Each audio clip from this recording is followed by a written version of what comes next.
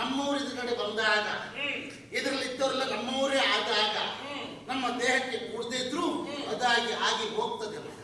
ಹಾಗೆ ಕ್ಷೇತ್ರ ಮಾತ್ರ ಕ್ಷೇತ್ರ ಪ್ರಭಾವ, ಬಂದರ ಪ್ರಭಾವ ಹಾಗಿರುವಾಗ ನಾವು ಇಷ್ಟು ಮಾಡಲೇಬೇಕು. ನೀನು ಹೆಚ್ಚು ಮಾಡ್ಬೇಕು. ನೀನಿನ್ನು ಬರೀ ಬಾಯಲ್ಲಿ ಹೇಳ್ಬೇಡ. ಹೆಂಗಸರು ಮಾತ್ರ ನಿನ್ನಂತ ಕೆಲಸ ಇಲ್ಲಿ ಈ ಮನೆ ಯಜಮಾನ ನಾನು.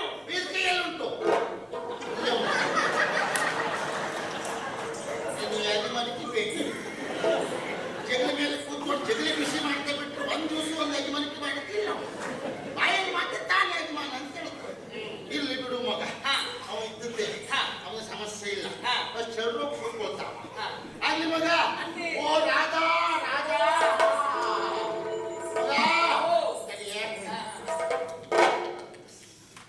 ಎಷ್ಟು ದೃಷ್ಟಿ ಆಯ್ತು ಮಾಡಿ. ಹೌದಾ? ಬಹಳ ಸಂತೋಷ ಆಯ್ತು. ಯಾಕೆ ಅಪರೂಪ ಬಂದಿಲ್ಲ ಮಗ? ಇದು ಬಂದಿಲ್ಲ. ಎಲ್ಲ ಕ್ಷೇಮವ? ಎಲ್ಲ ಕ್ಷೇಮ. ಇದು ನಿಮ್ಮಲ್ಲಿ ಎಲ್ಲ ಕ್ಷೇಮವ? ನಮ್ಮಲ್ಲೆಲ್ಲ ಕ್ಷೇಮ. ಆಚೆ ಮನೆಯವರು? ಆಚೆ ಮನೆಯವರು ಕ್ಷೇಮ. ಇದು ನಿಮ್ಮ ಅಮ್ಮ ಕುಲ್ತತ್ತೆ ಹೇಗಿದ್ಲು ಮಗ? ಅತ್ತೆ ತುಲಾವತಿ. ಅದೇ ವರ್ತಮಾನ ಸಿಕ್ಕಿತ್ತು ನಮ್ಗೆ. ಏನಂತ? ಅವಳಿಗೆ ಆರೋಗ್ಯ ಸರಿ ಇಲ್ಲದೆ ಹಾಸಿಗೆಯಲ್ಲೇ ಹೇಸಿಗೆ ಮಾಡ್ಕೊಳ್ತಿದ್ಲು. ಇದು ಯಾವಾಗ ಕೇಳಿದ್ದು ನೀವು? ಒಂದು 5-6 ತಿಂಗಳ ಹಿಂದೆ. ಇತ್ತೀಚಿನ ವರ್ತಮಾನ ಕೇಳಿದ್ದೀರಾ? ಎಂತಾಯ್ತು? ಅಯ್ಯೋ, ಅಮ್ಮ ಈಗ ಚೇತರಿಸಿಕೊಂಡಿದ್ದಾರೆ. ಹೌದಾ? ಅಂದ್ರೆ ಅಂದ್ರೆ ನಿಮಗಿಂತಲೂ ದಷ್ಟಪುಷ್ಟವಾಗಿದ್ದಾರೆ. ಕಟ್ಟುಮುಟ್ಟು? ಹೌದು. ಈಗಲೂ? ಹೌದಂತೆ. ನೀವೇನಂತೆ ಹೀಗಾಗಿದ್ದು? ಅಂದ್ಬಿಟ್ಟು ವಯಸ್ಸಾಯ್ತು. ಆದ್ರೂ ಗೊತ್ತಿರ್ಕಾಗ್ಲ? ಹೌದಂತೆ. ಅದು ಕೆಲವು ತೊಳಿಯೇ ಹಾಗೆ ಹೋಯ್ತು ಲೆಕ್ಕ. ಹುಡುಕೇನಾದ್ರೂ ಗೊಬ್ಬರ ಬಿತ್ತ ಮತ್ತೆ ಸಿಗ್ತಾಯ್ತು. ಆ ತೊಳಿಯೇ ಹಾಗೆ ಒಳ್ಳೆ ತಳಿ ಅದು. ಅದು ಅವ್ರ ಆ ತಳಿ ಅಂತ ಐತೆ. ಹೌದು. ಇದು ನಾವು ಯಾವ ತಳಿ ಅಮ್ಮ? ನೀ ವಿದೇಶದ ತಳಿ.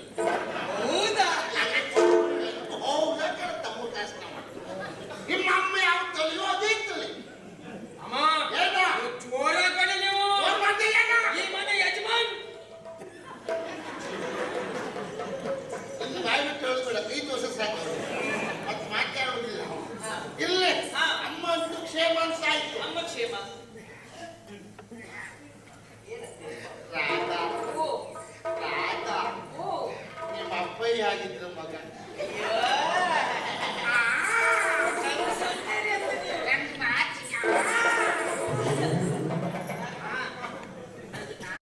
सुनो, एक बात बताओ, मेरे पास म्यूचुअल फंड्स भी है जिसमें रेगुलर ऐसा